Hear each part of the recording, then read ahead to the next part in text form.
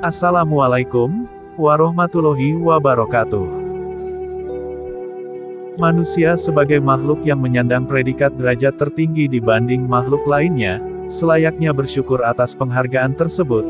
Salah satu caranya yaitu dengan berakhlakul karimah atau berperilaku yang baik terhadap sesama manusia, karena dengan begitu sikap tersebut menandakan akan ketaatannya terhadap Sang Pemberi derajat yaitu Allah SWT. Di antara sikap akhlakul karimah yaitu bersikap toleransi terhadap sesama manusia seperti yang akan admin bahas dalam video kali ini. Namun sebelum video berlanjut, jangan lupa tekan tombol subscribe, dan tekan tombol lonceng agar channel ini bisa lebih berkembang lagi dan agar tidak ketinggalan notifikasi video selanjutnya. Sahabat Kisni sekalian yang dirahmati Allah, sebagai manusia yang bersosial, kita haruslah tahu bahwa betapa pentingnya mewujudkan sikap toleransi terhadap sesama manusia agar mewujudkan kerukunan hidup antar manusia yang satu dengan yang lainnya. Sahabat Kisni sekalian, dalam memaknai sikap toleransi, bisa kita artikan melalui dua sudut pandang, yaitu 1. Toleransi menurut sudut pandang sosial. 2. Toleransi menurut sudut pandang agama. Istilah toleransi sudah tidak asing lagi bagi masyarakat Indonesia. Toleransi merupakan sikap saling menghormati satu sama lain, terutama dalam menyikapi perbedaan. Perbedaan yang dimaksud bisa bermacam-macam, mulai perbedaan suku, budaya, agama, sampai dengan kondisi fisik. Menurut sudut pandang sosial, toleransi adalah sifat atau sikap menghargai pendapat orang lain yang berbeda dengan pendapatnya sendiri. Dalam pandangan Barat toleransi disebut tolerance, yang berarti menahan perasaan tanpa protes, meskipun gagasannya itu salah. Selanjutnya yaitu, memaknai toleransi menurut sudut pandang ajaran Islam. Berbeda dengan Islam, Islam menyebut toleransi dengan tasamuh. Tasamuh memiliki tasahul kemudahan. Artinya, Islam memberikan kemudahan bagi siapa saja untuk menjalankan apa yang ia yakini sesuai dengan ajaran masing-masing, tanpa ada tekanan dan tidak mengusik ketauhidan seperti yang tertera dalam Kamus Al-Muhit, Oxford Study Dictionary English Arabic, tahun 2008 halaman 1120. Dalam konteks sosial dan agama, toleransi dimaknai sebagai sikap dan perbuatan yang melarang adanya diskriminasi terhadap kelompok-kelompok yang berbeda atau tidak dapat diterima oleh mayoritas dalam suatu masyarakat, seperti toleransi beragama, di mana penganut mayoritas dalam suatu masyarakat mengizinkan keberadaan agama-agama lainnya.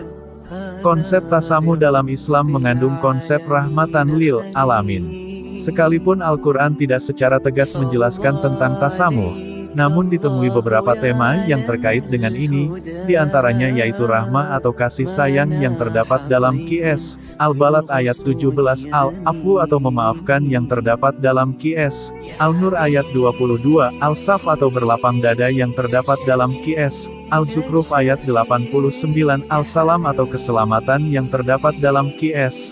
Al-Furqan ayat 63, Al-Atlu atau keadilan, Al-Ihsan atau kebaikan yang terdapat dalam Qs. Al-Nahl ayat 90, dan Al-Tawhid yang bermakna menuhankan Allah SWT. Yang terdapat dalam Qs. Al-Ikhlas ayat 1-4. Bahasan selanjutnya yaitu mengenai pengaplikasian bentuk toleransi. Sikap toleransi dan menghargai tidak hanya berlaku terhadap orang lain, tetapi juga bisa diaplikasikan terhadap diri sendiri, bahkan sikap toleran harus dimulai dari diri sendiri.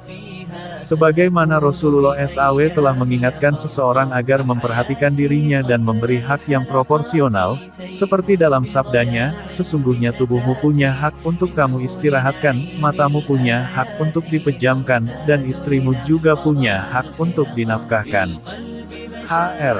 Bukhari. Selanjutnya yaitu toleransi terhadap mereka yang berbeda agama dan keyakinan. Al-Quran menetapkan prinsip tidak ada paksaan dalam beragama seperti yang tertera dalam Qs. Al-Baqarah 256. Sebab kebebasan beragama merupakan bagian dari penghormatan terhadap hak-hak manusia yang sangat mendasar.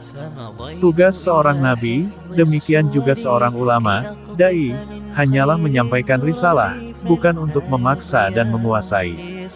Dalam sejarahnya Rasulullah SAW, tidak pernah memaksa orang lain atau non-muslim untuk memeluk agama Islam, dan sebaliknya.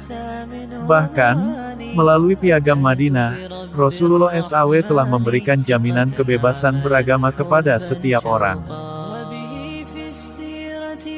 Bentuk lain dari toleransi menurut Islam yang terkait kebebasan beragama adalah, tidak cepat-cepat menghukumi kafir kepada orang yang masih menyisakan sedikit celah untuk disebut sebagai orang Muslim.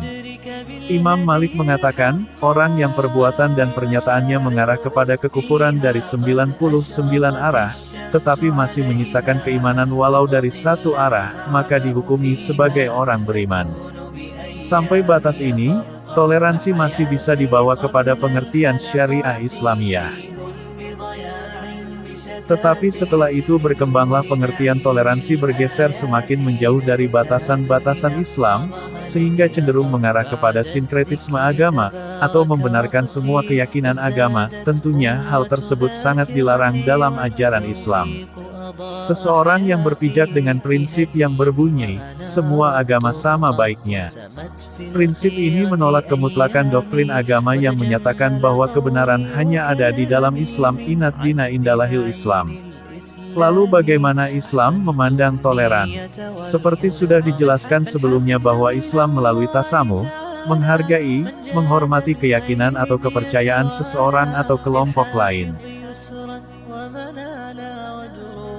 Tetapi setelah itu berkembanglah pengertian toleransi bergeser semakin menjauh dari batasan-batasan Islam, sehingga cenderung mengarah kepada sinkretisme agama, atau membenarkan semua keyakinan agama. Tentunya hal tersebut sangat dilarang dalam ajaran Islam. Seseorang yang berpijak dengan prinsip yang berbunyi, semua agama sama baiknya. Prinsip ini menolak kemutlakan doktrin agama yang menyatakan bahwa kebenaran hanya ada di dalam Islam. Inat dina indalahil Islam. Lalu bagaimana Islam memandang toleran? Seperti sudah dijelaskan sebelumnya bahwa Islam melalui tasamuh, yang artinya menghargai dan menghormati keyakinan atau kepercayaan seseorang atau kelompok lain. Kesalahan memahami arti toleransi dapat mengakibatkan tahbisul hak bil batil atau mencampur adukan antara hak dan batil, yaitu suatu sikap yang sangat terlarang dilakukan seorang muslim. Seperti halnya nikah antar agama yang dijadikan alasan adalah toleransi, padahal itu merupakan sikap sinkretis yang dilarang oleh Islam. Harus kita bedakan antara sikap toleran dengan sinkretisme. Sinkretisme adalah membenarkan semua keyakinan agama. Hal ini dilarang oleh Islam karena termasuk syirik.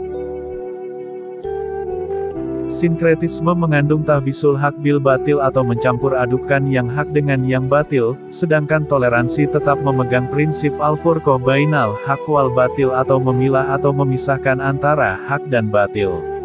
Toleransi yang disalahpahami seringkali mendorong pelakunya pada alam sinkretisme. Gambaran yang salah ini ternyata lebih dominan dan bergaung hanya demi kepentingan kerukunan agama. Dalam pandangan Islam, toleransi bukanlah fata morgana atau bersifat semu. Tapi ia memiliki dasar yang kuat dan memiliki tempat utama, sesuai nas Al-Quran yang antara lain tercermin dalam firman-firman Allah sebagai berikut ini. Yang pertama,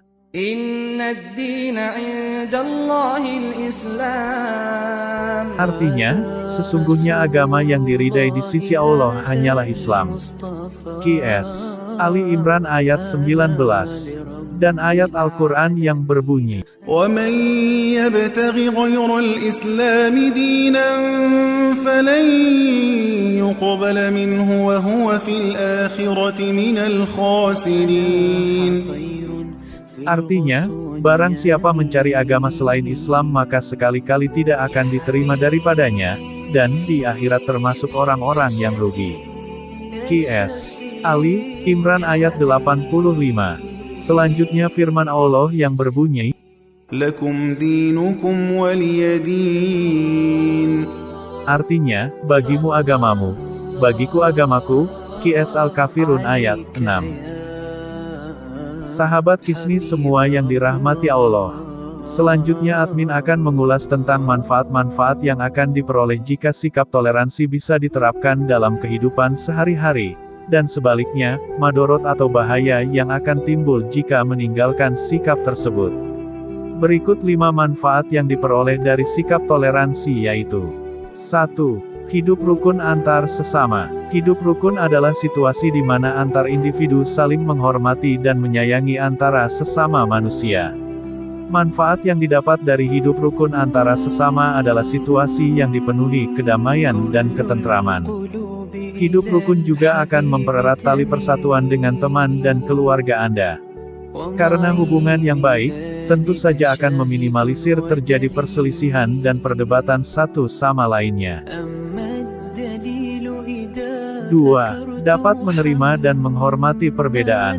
Manusia memandang dan menyikapi apa yang terdapat dalam alam semesta bersumber dari beberapa faktor yang dominan dalam kehidupannya. Faktor itu boleh jadi berasal dari kebudayaan, filsafat, agama, kepercayaan, tata nilai masyarakat atau lainnya. Luasnya pandangan manusia tergantung pada faktor dominan yang mempengaruhinya.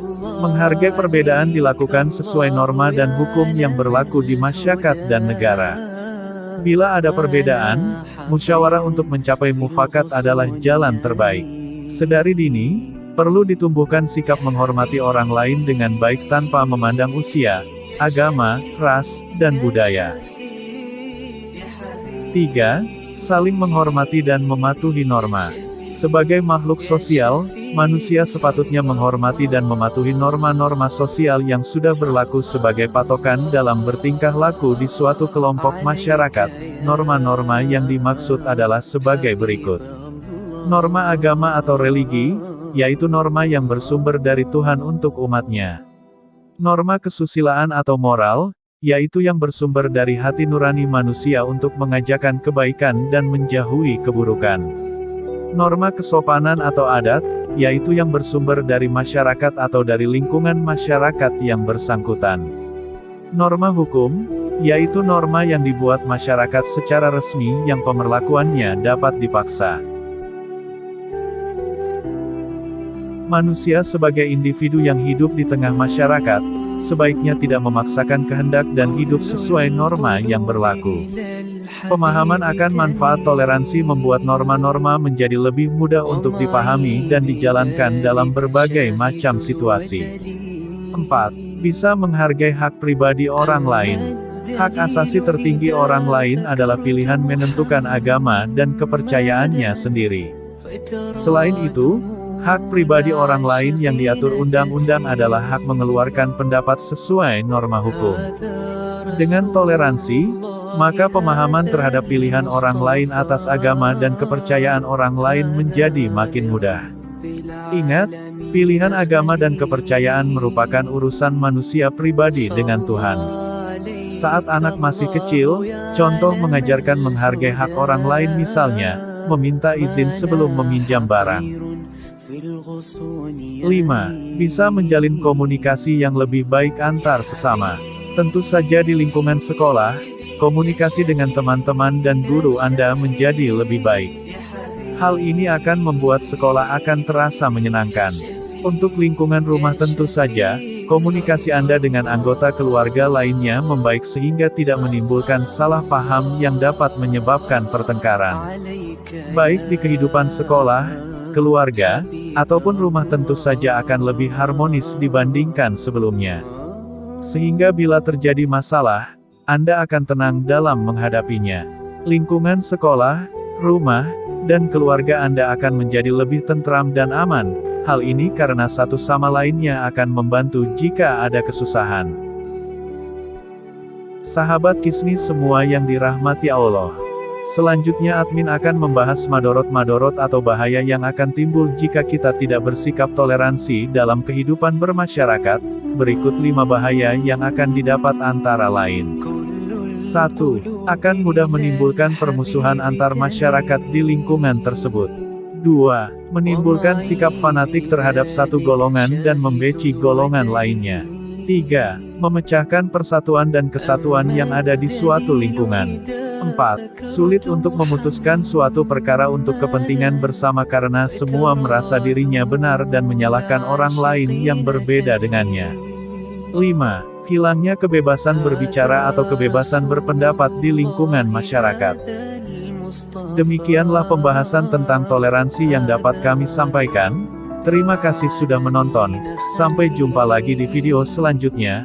Wassalamualaikum warahmatullahi wabarakatuh.